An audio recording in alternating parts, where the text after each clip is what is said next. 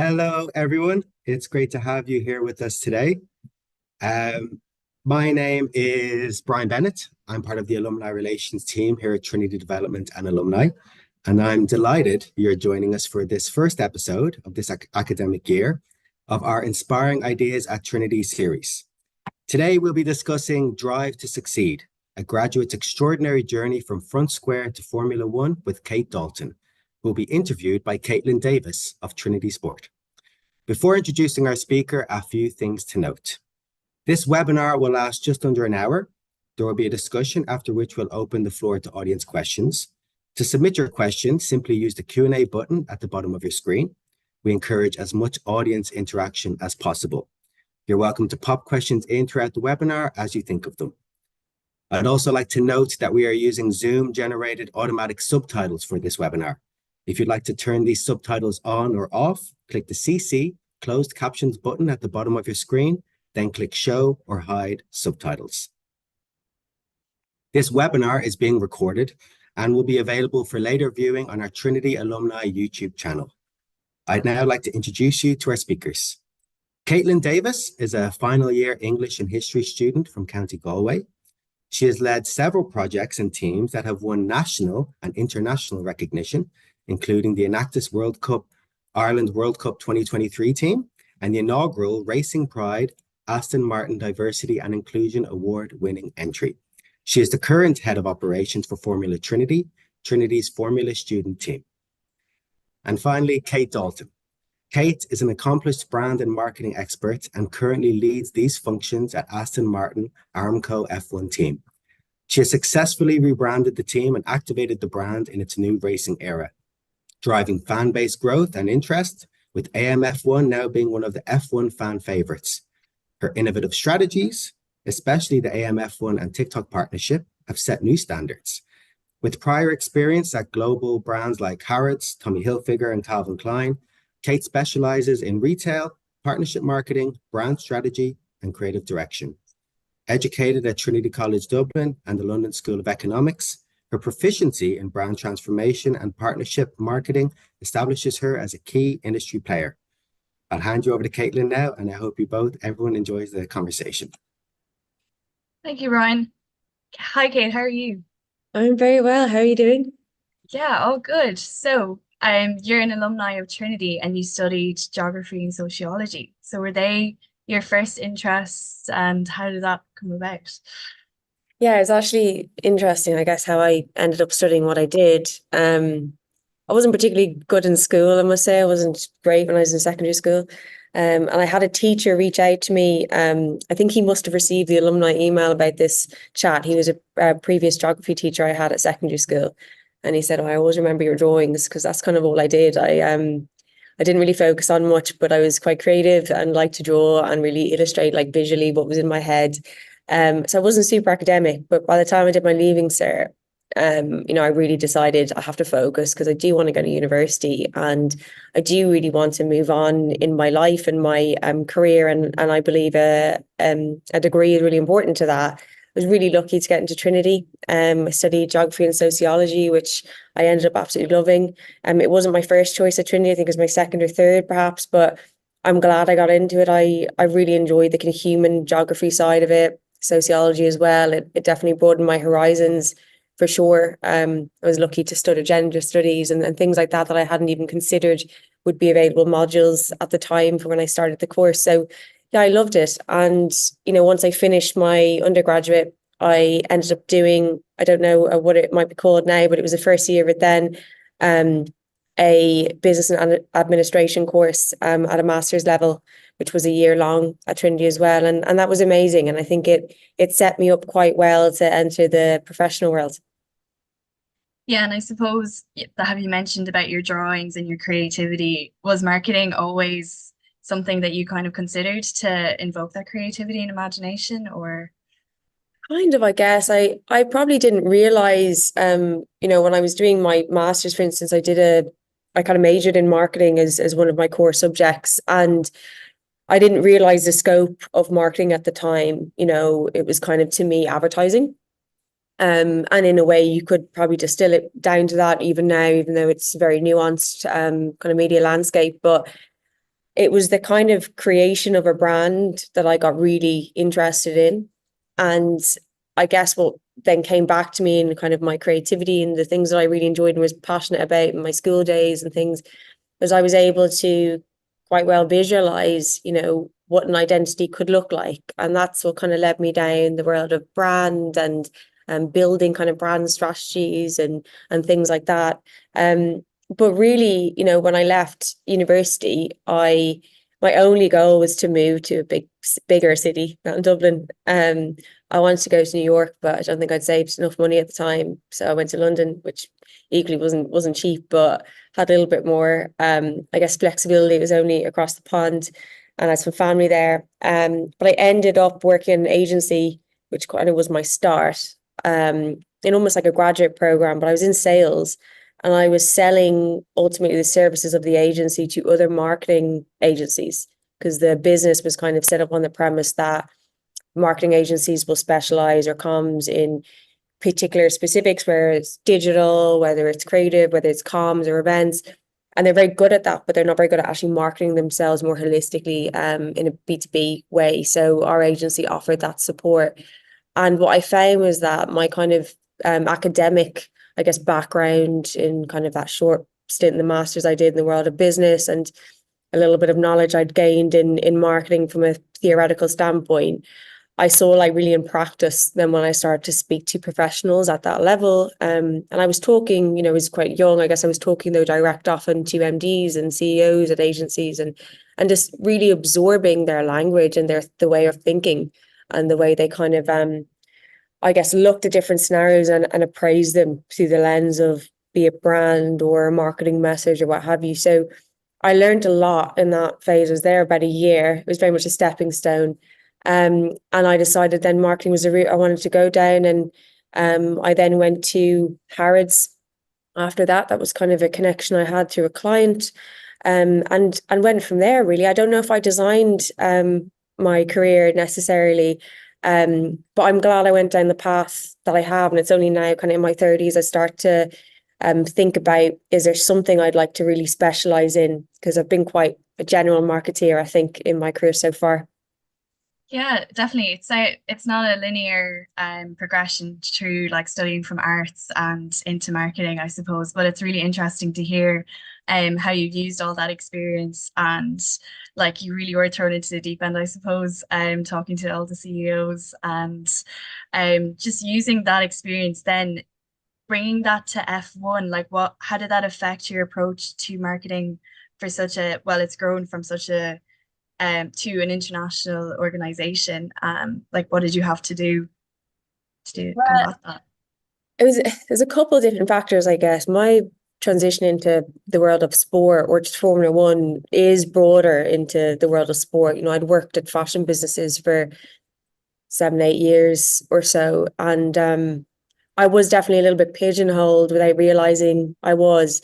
And when Aston Martin F1 kind of knocked on my door, I had been freelancing for about a year and a half because I really wanted to get out of that pigeonhole and change industry.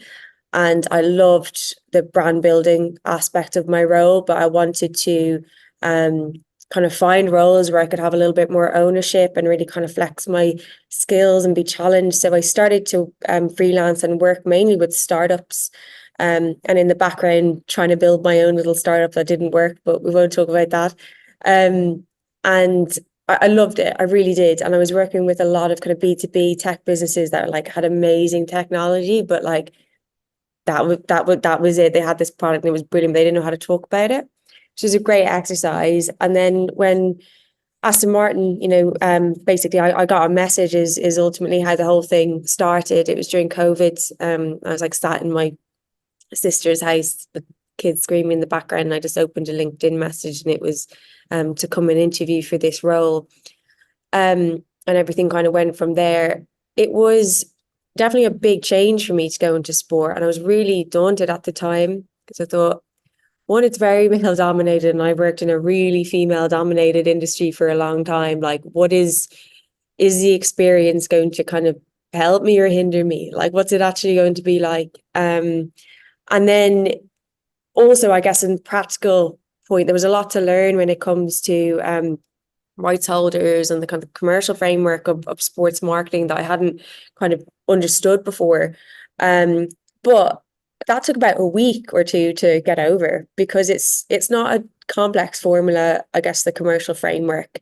Everyone here as well was just, they knew that I came from outside of sport, and actually they welcomed that as a new perspective.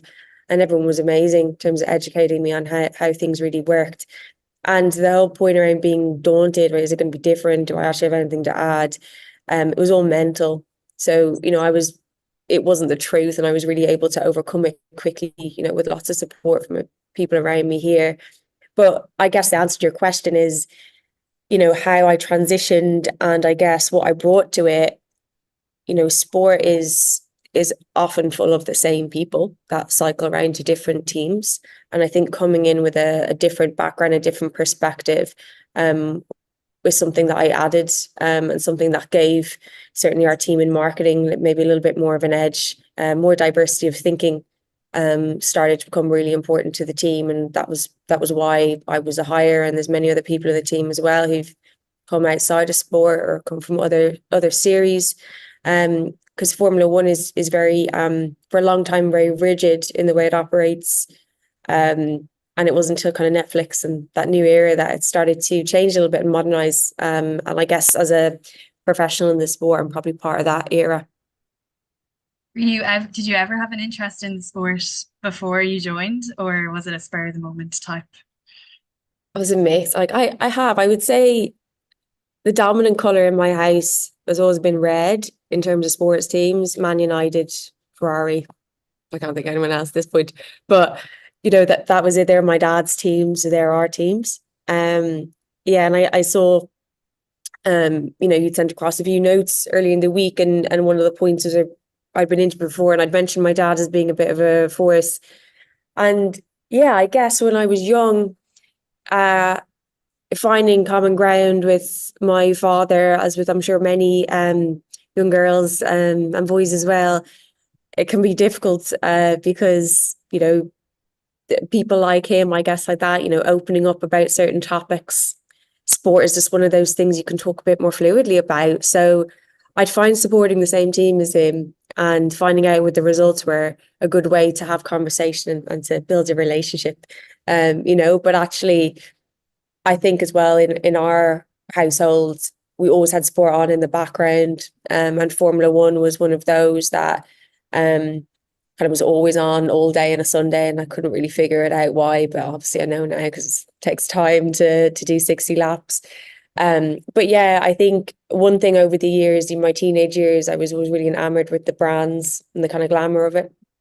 I think many young people would be as well. It's like, that's exciting. It's interesting. What makes so many people flock to motorsport? Like, why is it so special? And now that I'm in it, I just see it. There's so much more to it than that. But I would also say the other side of it is, as well as kind of that influence from my childhood, like Netflix had an impact on me as well. I think by coincidence, because it was COVID, and obviously I was going through Netflix like nothing else. But I'd watched Drive to Survive. I'd watched a documentary about VJ, and he was a former owner of this team, and then literally a week after I'd probably completed all those series, I got this message.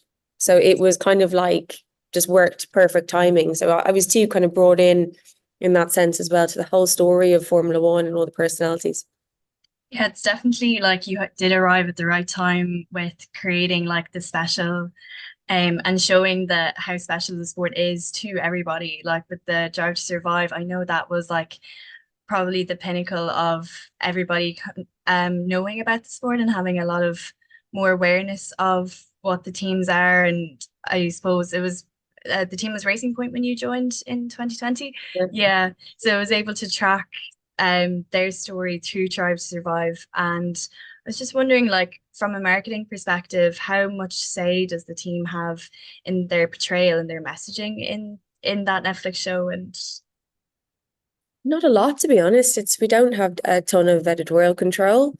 What I would say is that we do offer up filming opportunities to Netflix, and obviously you want to put your best foot forward and know we've got something exciting going on, come down. So that might be the only chance we have to try and engineer a story. But I mean, now that I'm in it, having watched from afar, and people, I know last season we're thinking, oh, have Netflix over-egged it a bit with this, it's a little bit, the story is a little bit dramatized, but I mean, the stories are more dramatic than even comes across. Like, that is the real experience of Formula One. Like, the personalities and the drama and the thing behind the scenes and everything, it is like that. It's the most competitive environment you could be in. So people are just, constantly driven to do better than the next, to, be faster than the next in many nuances. Even the social media teams between teams are competitive in a healthy way, and all of that stuff that comes out on screen, like, that is really the truth. I think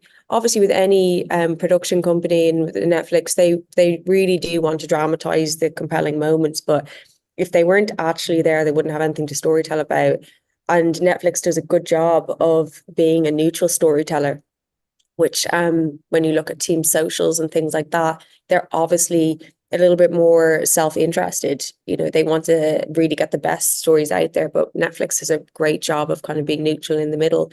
There is, from a team perspective, when it's not my team, it'd be the communications team, but when they get edits and storylines through and stuff, they will feed back if they really want something removed, but we don't have any kind of ultimate say. So if it's in there, then it's Netflix choice. But I have to say, from what I've seen from this season, and it's out on the 23rd, it might be the first time in 2 years or so we've had a dedicated episode, and it's really good. It's really, really good. It's interesting. It's it's dramatic, but it's real.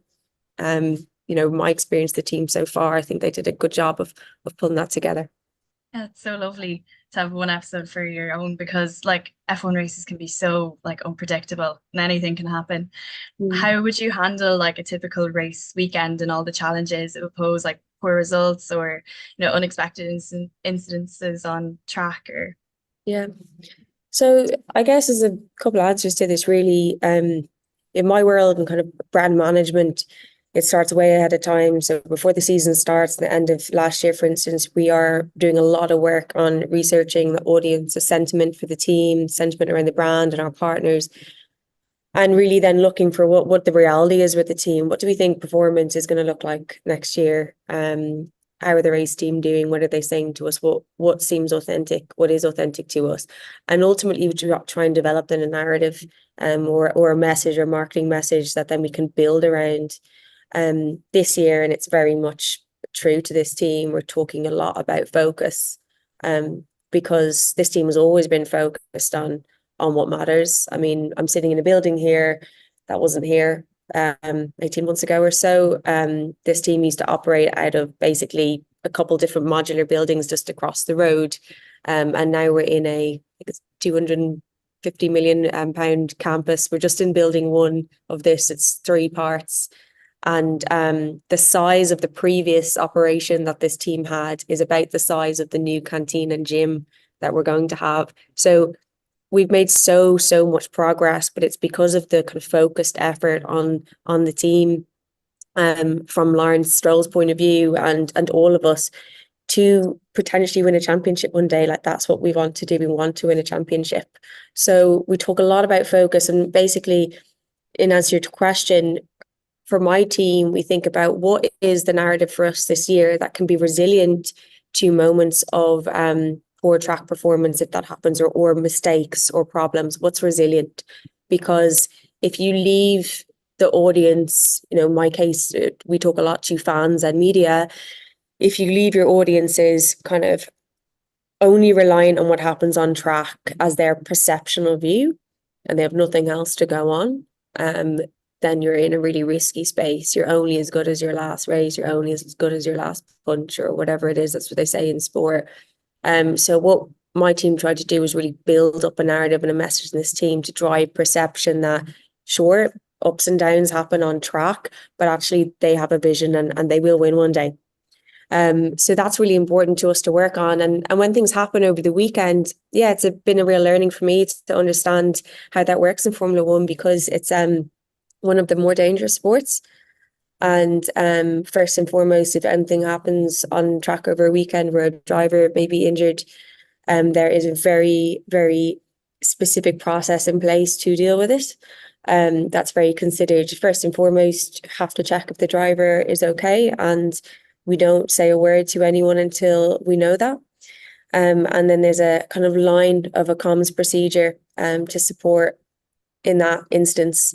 I mean, not since I've been in Formula One have we had any kind of accident across the grid. I think the last one was Grosjean. So I've not seen it in real life, but there is a very strategic setup to ensure we do the right thing by the driver, their families, and for the team as well.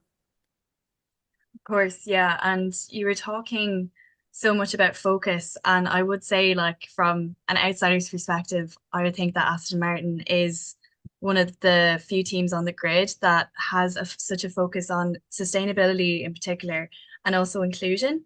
I know during his time with you in Aston Martin, Sebastian Vettel did a lot of campaigning for biodiversity, and also he had a Race Without Trace initiative because Formula One is looking to introduce 100% sustainable sourced fuels by 2026, I believe. Yeah. So it just showed to me how dedicated you guys are towards sustainability. And I just was wondering, since his retirement, how has Aston Martin F1 continued to integrate sustainability into the marketing messages and their initiatives? Yeah, well, when Seb joined the team, it was such a kind of good time, or like a perfect marriage when it came to sustainability and how we work on our ethical practices, because we were a new team, and there's not any team that could say that in 2021 that they just come into Formula One. And our perspective, and it was one of the things that struck me when I interviewed for this role, was that the position of the team was like, we want to win, but also if you come into Formula One in 2021 with the goal of winning, what can you do to actually shake things up and do things differently? Like, if you come in at this era, we're not in the 70s, why would you do it the same as everyone's always done it? So, of course, the key factors there are, how do we treat our fans? How do we treat society at large, given we race for the biggest global sport in the world in terms of actually locations and where we fly to. So how do we have an impact on society at large? And then how do we have an impact on our environment in which we live and work? And, we work here in the middle of a field in Silverstone, but we work all over the world and we travel. So I think this team has been really, and it was when Seb, was exploring that kind of theme for himself personally as well, like, where do I stand on this and what do I want to do about it? So it came at a good time, as I said, because we had a blank slate. The team now has built, and obviously it's not finished yet, the most sustainable factory in Formula One. It's nearly all solar powered, which is incredible, all renewable energy around this building. There's messaging constantly going out to staff to remind them how sustainable we are, and to continue that as what we tell each other, and be really proud of that. At the same time, as we go racing, we have an initiative now we've started the last 18 months called Make a Mark, where everywhere we race, we ensure that we are doing an event, partnering with a local society, partnering with a local community-run organisation to make a lasting mark. So I'll give an example. When we were in Miami last year, and we've been doing this at nearly every race in some capacity. Sometimes it's small, sometimes it's bigger, where we partnered with a local kind of community outreach centre, which ultimately set up kind of like sustainable, I guess, like grow your own vegetable patches around some areas of Miami Gardens. And that's me putting it really, really simply. But the whole background is that in places like Miami Gardens, where we race and where the Dolphin Stadium is, they're actually considered food deserts, because lots of people don't have cars. They can't afford cars. They live very far from supermarkets. And actually, all they might be within walking distance of is kind of newsagents that have more convenience food, so they're not getting nutrients, and it's just a spiral of poor health. Because even though there's an abundance of food everywhere, and that accessibility to the right food for people that have limited affordability is difficult. So we did an initiative with them, and we had a fund contribution to them as well over that race. And it's a organisation we'll go back to this year and see how we can bring up even further and go it further.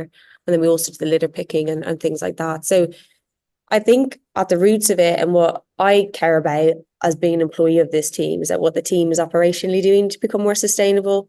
Because and then in terms of marketing, it's more about how can we do things that are attached to our marketing initiatives. We want to engage fans and things like that actually have substance. But sometimes that substance, like the partnership we had in Miami and we did one in Austin, then following that, it just sends a simple message. It could be something small, but it sends a message to encourage people to stay along that storyline, perhaps do something themselves. I think Seb was a good protagonist for that as well at the time. But yeah, it's definitely for this team been probably a cornerstone of the way it's operated from the race team to marketing. It's not something that hasn't been on the top of the agenda from day one. But as with any company kind of starting and growing again from 2021, we're not where we would like to be or need to be necessarily at this point. We've achieved the highest accreditation you can, for instance, in all of the Formula One teams. I think we're a step above Ferrari now at this point as of about a month ago. But the race is still there, to get to a point where the sport's more sustainable. There's a perception around it that because we race cars around the track, it's terrible for the environment. The car is about 0.08 of the emissions from the whole sport. The car is not really the issue. It's travel, logistics, and that stuff for us as a team here at Aston Martin. We tried to reduce massively in terms of the kit that goes, in terms of the routes we take, the different freight options, and then the team that travels as well. So it's, sorry, long response, but it's the word sustainability is used so much. And for our team, operations to marketing, when we race, to what we say in the spokespeople, like there's layers of how it kind of proliferates as a huge agenda point to us. And we're growing, and hopefully we continue to make great strides. Yeah, that's so interesting, because I really do think engagement in these topics and with like your fans is like such an important point to like addressing the message and getting your message across. And also like our team actually did visit your factory back in 2022. It wasn't built yet, but as part of that, we went as part of you sponsored an Aston Martin and Racing Pride Diversity Award for the Formula Student competition that we compete in every year at Silverstone in the UK. And us personally, like, we thought it was a great initiative, and it really encouraged us to look critically at our small teams and how even we could do better on such a small scale. So like just touching on inclusion as well, was there any like more initiatives that you could highlight on diversity and that Aston Martin are doing? Yeah, absolutely. So, I mean, in the same way as I said, when we came into the sport, it was about seeing how we could do it differently, ultimately do it better on that journey. You can't talk about it differently without talking about diversifying with the workforce and how the sport looks and behaves around the world. There's no secret, it's very male, very white dominated. It's been the first industry I've ever worked in with that as the dynamic, which, I feel lucky to say that, but also it did, I guess, make it quite confronting to me. And I can only imagine what it might feel like or look like to even a fan or whoever, to see the sport and really see no representation of its global audience. Formula One has 800 million fans or so that actively tune in over a race weekend around the world, and to suggest that the only people they're watching all look very similar certainly is evidence that there is an issue. So for us, over the last 2-3 years, we've partnered with Racing Pride, of course. I know you know a lot about, Richard, and a lot about their organisation. They're fantastic. They do training seminars with us. We host events. It's actually Aston Martin Lagonda that funds that award as well, because Aston Martin Lagonda and the Roadside Business also struck up a partnership with them too, because they're another racing series. And that's been fantastic and kind of, I think, grown from kind of strength to strength. Jessica Hawkins as well. In terms of like more outwardly facing representation, we were the first team to really get on board a female driver ambassador over the last 3 years. And last year she drove an F1 car for the very first time. And that was about 2 years in the making to make that happen. And hopefully a lot more to come from her on that soon. But yeah, I mean, she's been amazing because she's kind of been a face of those efforts. And in a way, it's, you don't want it to be, because she should feel like part of the gang, and she very much does. But the reality is that, you know, people will look to her and think, "Oh, she's a young woman. She definitely looks different to the rest of the lineup. Like, what do you have to say about that?" So she gets quite a lot of pressure to comment on diversity because she's a minority. But she's now taken a role, of course, as a sporting director for F1 Academy, which is a new girls series, which has been, I think, fantastic. And I want to talk a little bit more about that and women's sport in a bit. But the other partnership we struck up, which has kind of gotten to flow over the last few months, is with the Alito Foundation. So they're a London-based foundation that really specialise in taking mainly kind of children from, or kids and students from, more ethnic minority backgrounds, often in kind of backgrounds for low socioeconomic situations, and provide them with the tools and mentorship and, I guess, in environments to help them thrive and set them up for a professional career. So we have a mentorship program going on at the moment with them, but our partnership with them also includes a huge amount of training with their one-to-one team. We've got 15 mentees who are doing work experience with us over April, I believe. I'm a mentor to one of the young girls. She's amazing, kind of engineering student.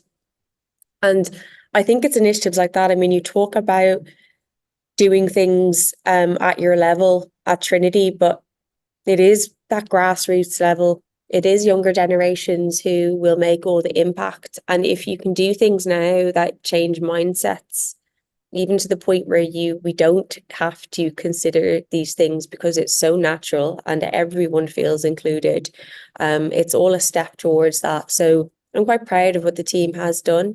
But as I said, on the sustainability side, there's always a long way to go. It's absolutely not where it needs to be, but I do think we've made some great strides, and I hope we can continue. Racing Pride, I know, obviously you know them, they have been amazing, and I think they were one of the first organisations to really market themselves as well, like beyond motorsport too, and looking at auto and other industries too. So they've been fantastic in helping us build a little bit more community around what we're doing when it comes to DE&I.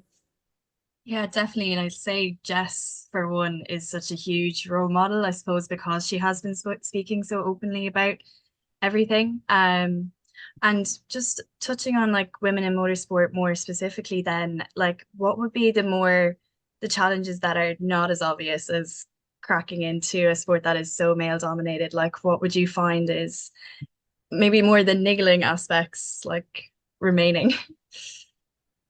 Well, there's one thing, I mean, one of the things we actually learned in a session we did with Richard was, it's one thing having a proactive effort to recruit a more diverse workforce. It's another thing to bring that workforce in and get the most value out of them and have them feel comfortable in an environment where they may be a minority still. So it doesn't always happen at once. And I would say that's true of any industry where you find yourself that you're the only, like from my instance, I might be the only female in the room quite often.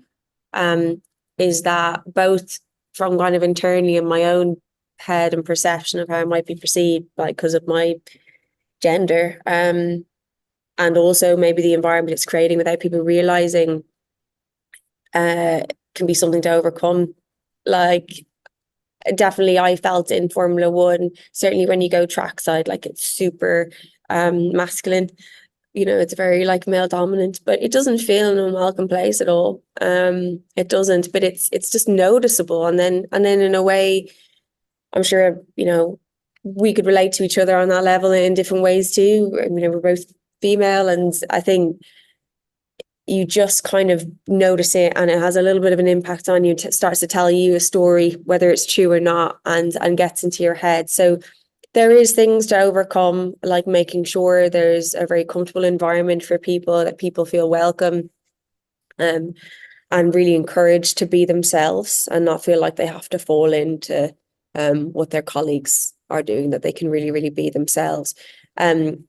But I guess another thing I would say, like for Jessica, not like I speak on behalf of her, but that point around the fact that she's always asked the question of what does it feel like to be a woman in motorsport? What does it feel like? And she's like, I mean, she's brilliant in interviews because she just is so herself. She's like, I don't know, I can tell you what it feels like to be in motorsport, like from my perspective, but why am I being labeled? Like, you know, this is whole part of the problem, like this idea of women in motorsport as being a thing in a way like makes it an awkward topic and makes it for women in motorsport. And I think another thing is just also like our industry in particular, and Jess says this, that like that old trope of like women can't drive like really plays into it. You know, like Jess constantly like getting messages on Instagram or whatever, comments to say like, oh, you know, get back in the kitchen. Like that still happens, which is crazy. And I have no idea who sits at home and types that out in their phone and feels good about themselves, but it happens. And it's those old kind of tropes that still exist that don't affect her, I don't think, to a massive point, but it affects perception. And it only reinforces those negative connotations of women in sport, that we shouldn't be here. And I guess the impact then is that you don't see, one of the impacts is that you don't see a lot of women pursuing more male dominated career paths, STEM subjects. You don't see that many women in engineering roles, for instance, in Formula One. We're seeing a lot more now, which is great. But it has to start from like that lower level, and that's why we're from a younger group. So that's why, for instance, we work with Elito to speak to young women at 15, 16 and talk to them about the opportunities and what they need to do exactly to get in, and give them the tools and the confidence to do that. Yeah, that's so interesting. I can't get over those comments on social media that she still has to deal with and experience, you know, that is mad. I'll just like touch on social media for one more question and then we'll open it up to a Q&A, because I would think that Aston Martin is well known as the team that potentially has the best marketing on social media. So that's a compliment to you. And you know, and their trending output, especially from their drivers like Jess and Lance Stroll and Fernando Alonso.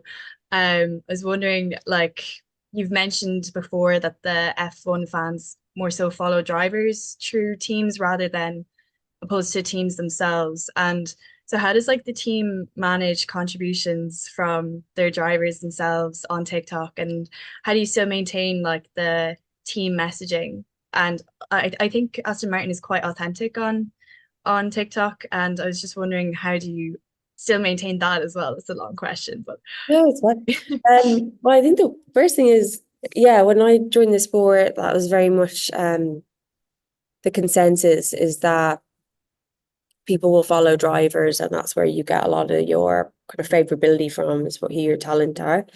But I definitely see that as an opportunity for, you know, team level, and to build real loyalty and favoritism or, you know, likability in this brand beyond the talent, because your talent is always a spokesperson for your brand for sure, and they make up the team, and we can't ignore that. But you know, they're individuals and personalities and have their own personal brands in their own right.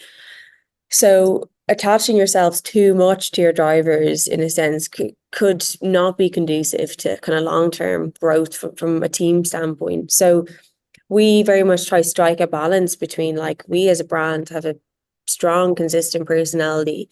That is one that, you know, we believe Aston Martin to be a very stylish and luxurious brand. But our twist on it in Formula One is really, and in general, the master brand as well, it's authenticity and people. Like, we are a human brand. The brand itself started 110 years ago. Two guys who loved to race and wanted to race up a hill called Aston Hill. And it was called Aston Martin because one of the founders' last name was Martin. You know, that's where it comes from. And it's been so well known for graft and what people have put into the business.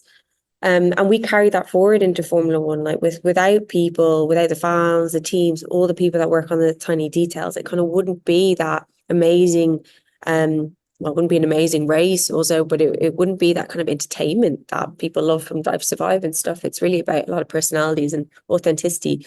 So I work really hard with my team to build that and a brand identity that can kind of withstand any changes in your talent. Having said that, of course, drivers are really important to fuel storytelling and content, and we want to give the fans more of the drivers and what they need. In Formula One, there's really kind of strict, I guess, filming times and times of content capture over a race weekend. We also have things like PR days and contracts with drivers too, where we can use full day of their time that's included and paid for in their contract, where they will do content capture, fan events and things like that. But I have to say, like, both Lance and Fernando are very comfortable kind of behind the camera, in a sense that they don't put on a show. They're just really themselves, which is exactly what we want. And also we'll say if they don't feel comfortable doing something or they don't understand something, like, you know, why would I say that? And it might be for an ad for a sponsor. They want to know what it's about. Once they're comfortable, yeah, it makes sense, we'll do it. Both commercially minded, both know what they need to do on that front, and aren't difficult to kind of find time with. In terms of like Fernando's TikTok as well, that's something that we support him with too. But he is really enjoying it. I think he is very playful on social. He runs all of his own social. And when he started to see that on TikTok, he was growing and people were liking it. It gave him, you know, that confidence. It's like, you know, a platform I can actually have some fun on. And we feel the same at a team level. We obviously have a partnership with TikTok, and we've been quite lucky to, I guess, through the partnership, really get ahead of what the audience wants, because of the insights that we will get from them, and kind of yeah, I guess the kind of education when it comes to like creativity. It's a really different platform to anything else I think we've seen in media. But yeah, the whole kind of approach there has been to ultimately have fun and engage with people and respond to them with videos and short form content and snippets and things like that that they have been asking for. So not over engineer it, not overproduce, make it as raw as possible, and grab any opportunity ultimately when we're at track or off track, to create something that's going to entertain or make people feel good. So we have one guy in particular is on my team, has really been the leader on our TikTok. Jimmy, lots of people know him. He's kind of a bit of a social influencer in his own right, but he's been amazing because he's really understood the platform, really understood the audience. And he also, I think, has built us kind of a personality which gets across those 2 points I was talking about of we're stylish and we're luxury, but we're really human as well. And he's able to do both and get across well in content. I have no idea how he edits it and creates it, but it looks fantastic and brings people in. That's brilliant. Thanks. I know we're just a bit short on time, so I'll just open up the Q&A here. It's from Garmia. So what were some of your favorite marketing campaigns? Since I've been here, probably one of my favorite ones I've done since I've been here is more of actually, it's quite broad, but we started when we became Aston Martin. We were kind of starting, I don't want to say zero in terms of fans, but we didn't really have a brand. Like, the team was always known as Team Silverstone, and it was Michael Schumacher's first drive, and it was like the 7-Up team, Eddie Jordan, Team Jordan. It went to Spiker and a few others, and they were kind of the rights holders who obviously bought rights to brand the team, but it didn't really have like any kind of identity. So we set about building that with Aston Martin. But then in terms of building a fan base, like, we wanted a unique proposition. So we built I Am, which is kind of like a brand platform and like an always on brand campaign. The I stands for you, which is the fan or any contributor to the team, could be myself, whoever, and the AM is Aston Martin. And the whole proposition was like, we will bring fans as close to the sport as we can get them and bring them more access than any other team will. And to date, I mean, the community has built up really, really fast. Ultimately, it is then a sign up to be a member, but definitely see it as a philosophy and a community, and people really identify themselves as I Am members, which is amazing to see. That's been one of my favorite things, I think, to build. And what I want to do this year is to really elevate that and almost turn Formula One campaigns on its head, where the focus isn't on the driver, it's on the fan. So something more will come with that. But that's been a really exciting initiative and that we've worked on. And then I guess the other one would probably be New Energy, which was our campaign for car launch last year. It was kind of born out of the idea that, you know, we've had 2 years now, track performance has been okay. It has been good. We're making progress, but actually in the background, we've transformed this team. We had 300 new employees. We had recruited some of the best talent from Red Bull, Mercedes. Had a shell of this building, you know, starting to look real. There was all this stuff happening, and we were like, how do we get people to believe in us again? You know, like, well, like, how do you actually create belief in an authentic way? So we called it New Energy, but we ultimately spent a month through January through to February around car launch, highlighting like that ultimately it's the vision that has made us come here, but look at all the amazing things that are being built. And we included fans in that story.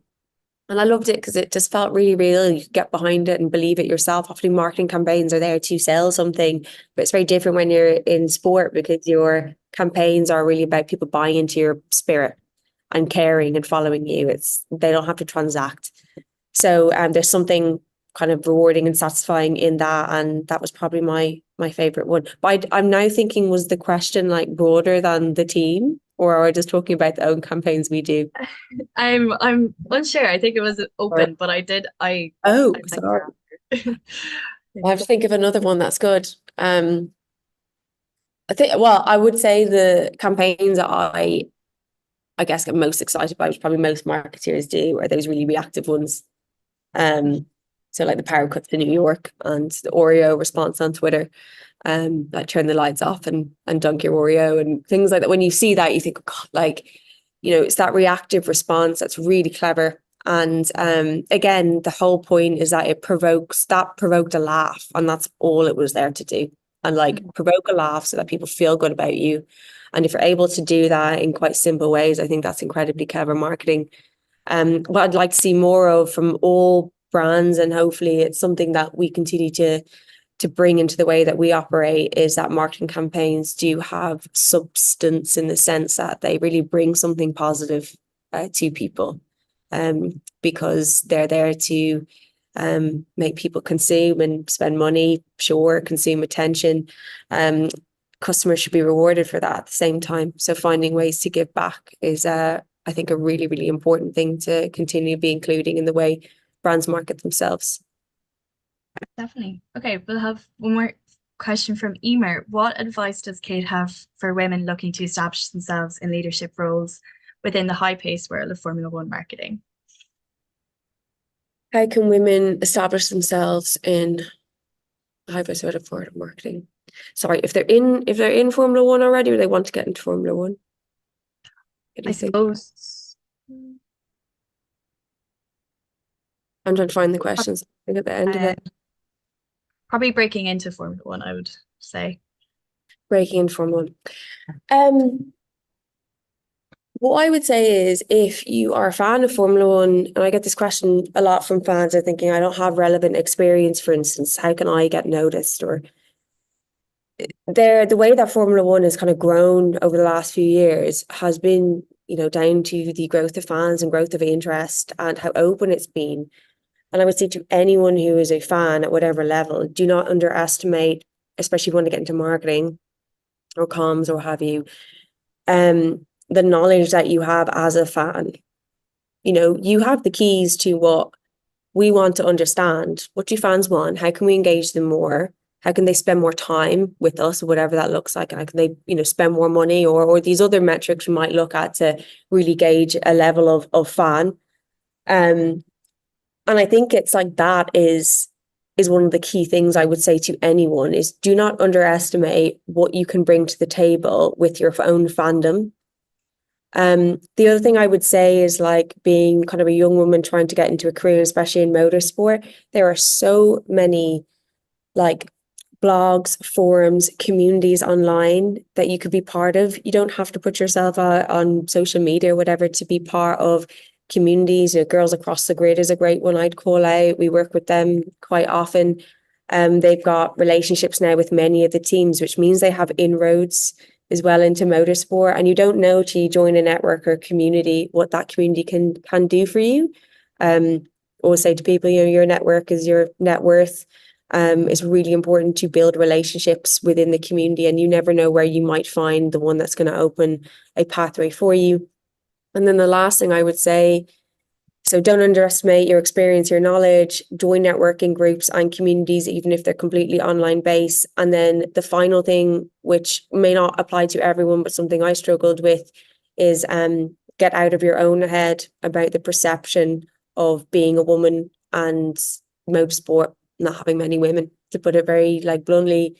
Get out of your head about it, because you will find that if you end up getting into motorsport, that whether you like it or not, which is definitely something I find a bit uncomfortable, but I'm trying to embrace it, you become one of those few that is there to change the way it is. And there's kind of a pride in that, and you have a role to play.